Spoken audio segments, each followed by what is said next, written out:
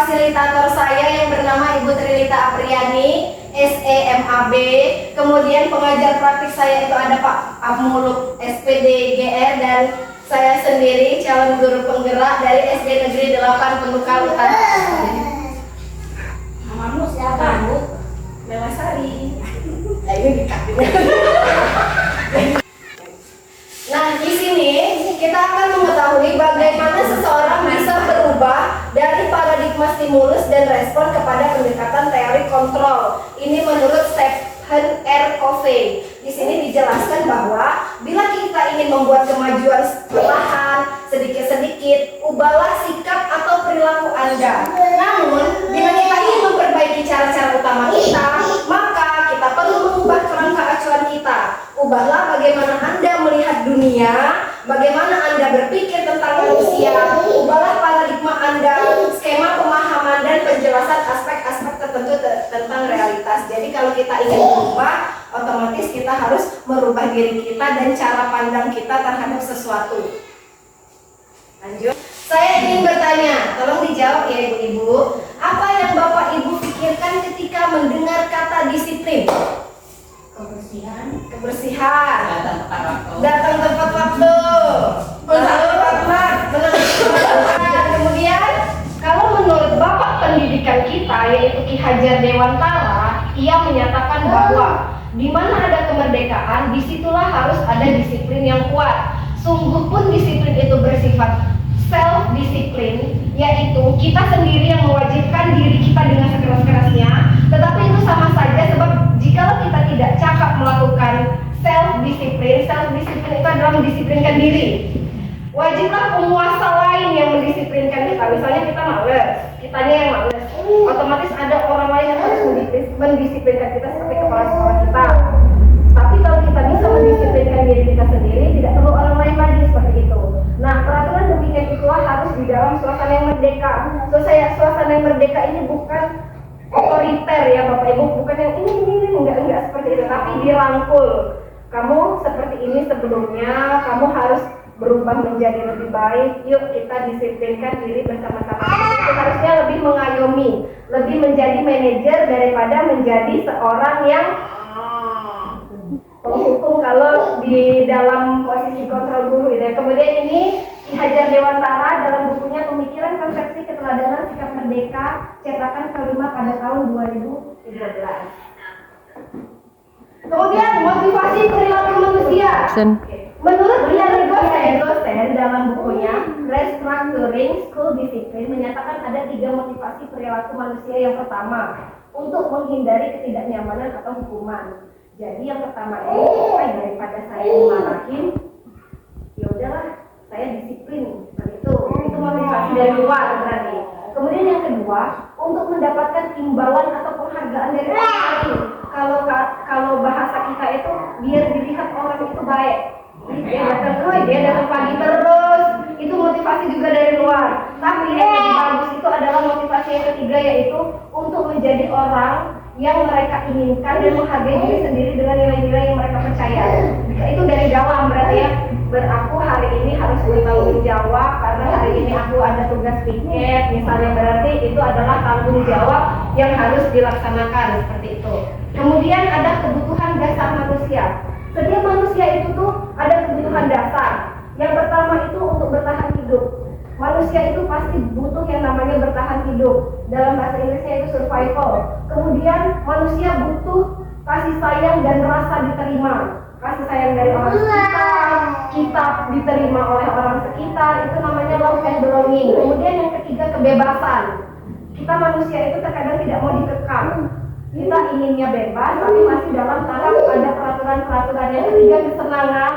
Kita perlu kesenangan. Dan yang kemudian itu adalah penguasaan atau power. Biasanya ini adalah orang-orang yang tingkatannya sudah lebih tinggi, dia ingin menguasai lebih banyak hal. Itu adalah kebutuhan dasar manusia, itu ada 5. Kemudian, nah ini yang penting, kita berada dalam posisi kontrol. Nih, posisi kontrol. Mari kita lihat, kita berada di posisi kontrol guru yang mana. Setelah saya belajar di modul 1 TP4, ternyata kita itu ada 5 posisi kontrol. Yang pertama itu penghukum. Yang kedua membuat rasa bersalah. Kemudian kemudian yang menjadi teman, kemudian pemantau dan manajer. Setelah saya belajar di modul ini, ternyata selama ini kita itu menerapkan posisi kontrol hukum.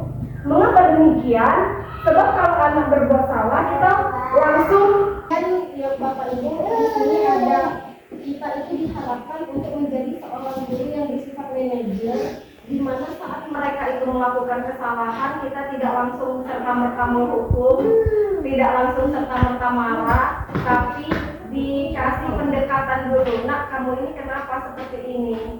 Harusnya seperti itu yang diharapkan dari pembelajaran budaya positif ini, diharapkan seperti itu. Walaupun sulit karena kebiasaan kita kan, tapi makanya di awal tadi secara perlahan-lahan kita berubah bersama-sama.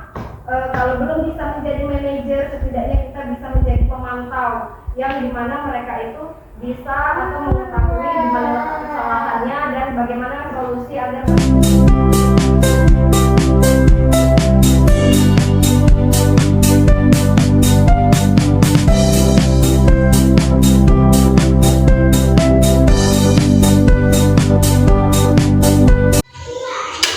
Assalamualaikum warahmatullahi wabarakatuh. Waalaikumsalam warahmatullahi wabarakatuh. Hari ini kita akan membuat keyakinan kelas.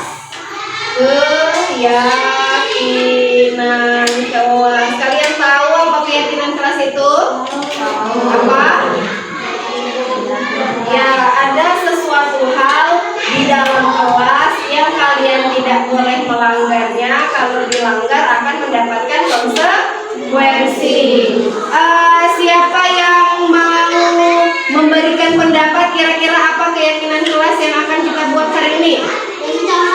Ya, jangan mencontek. Satu, jangan mencontek. Kemudian yang kedua apa? Jangan tidur. Jangan tidur. Kemudian jangan makan. Jangan makan. Ini di kelas ya. Apalagi? Jangan terlambat. Oke, jangan terlambat. Terus tidak boleh membawa HP. Tidak boleh membawa HP. Apalagi? Tidak boleh berkelahi. Ya, tidak boleh berkelahi. Ada yang ingin menambahkan lagi? Apa, Resta? Tidak boleh membuli. Oke, bagus sekali ini ya. Tidak boleh membuli. Membuli itu kan boleh, maksudnya membuli itu bisa saja dengan ucapan, ngejek, atau dengan tindakan, mengkasari teman. Nah, karena ini masih berupa kalimat negatif, kalimat negatif, jangan tidak itu kalimat negatif, kita ubah dulu menjadi kalimat positif. Kira-kira kalau jangan mencontek, kalimat positifnya apa? Mengerjakan tugas mengerjakan tugas sendiri. Artinya jangan mengerjakan tugas sendiri. Nah, kalau jangan tidur di kelas, kata jangannya itu kita buangkan, berarti nggak boleh pakai tidak juga, berarti harus fokus. Ya, harus fokus saat belajar. Oke, yang ketiga jangan makan. Bagus, makan saat istirahat. Ya, itu artinya kita tidak boleh di kelas, harus jam istirahat. Yang keempat, kalau jangan terlambat, apa nih kalimat positif? Betul, bagus sekali. Datang tepat waktu. Pintar ya. Kemudian yang keempat, 5, kalau nggak boleh bawa HP. Iya, kalau tidak boleh membawa HP, apa nih kalimat ininya? Kita buat aja menaati peraturan ya. Kan sekolah punya peraturan kalau tidak boleh bawa HP. Kita tulis aja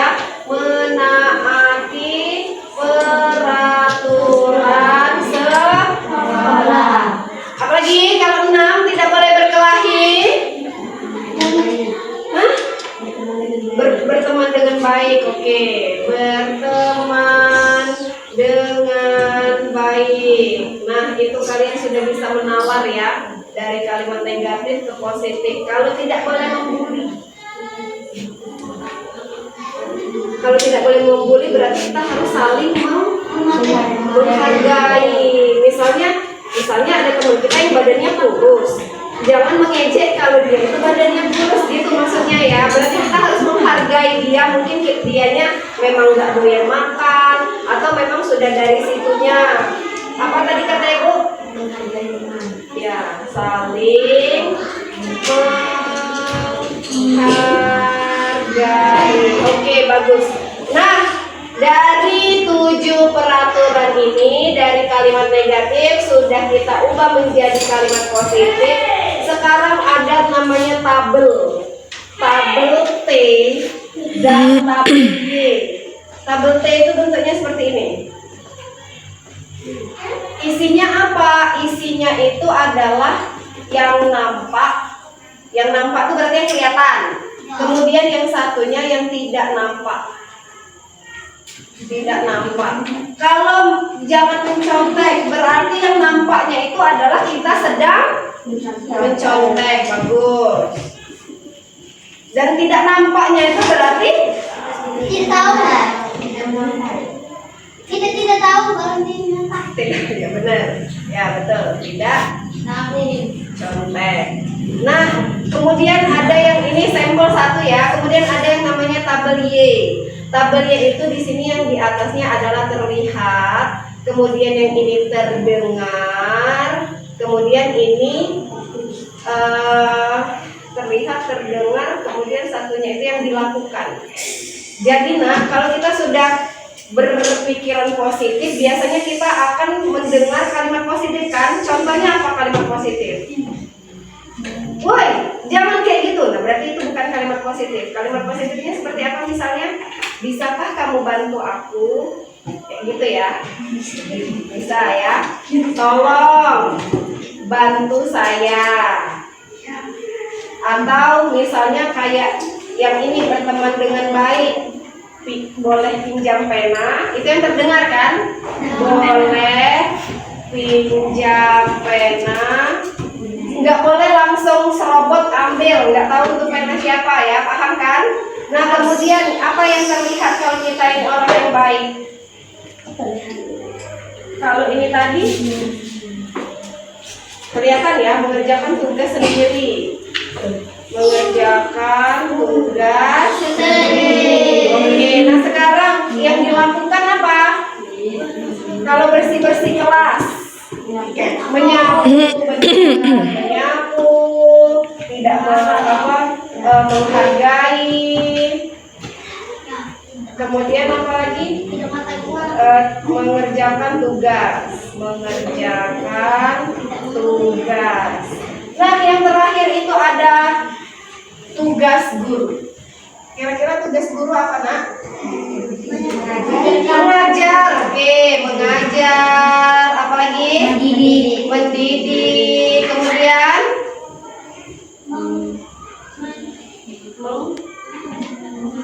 memberi tugas. Memberi tugas itu ya, misalnya memberi tugas latihan. Oke, kalian sudah paham. Kemudian kalau tugas siswa, ya betul. Nah, kalian sudah tahu tugas kalian itu adalah belajar. Ibu yang ngajar, kalian belajar. Kemudian apa lagi tugas siswa? Menghargai guru, betul. Menghargai guru. Apa lagi? Mengerjakan tugas. Ibu guru memberi tugas, kalian mengerjakan. Oke, bagus. Nah, yang terakhir, kalau bukan tugas guru, apa bukan tugas guru? Main. Boleh. Main memang bukan tugas guru. Terus apa lagi? Nah, apa yang bukan tugas guru, Nah? Piket kelas. Maksudnya membersihkan kelas ini. Oh, ini harusnya tugas siapa? Tugas siswa ya. Oke. Piket kelas. Siapa lagi? yang bukan tugas guru? Hah?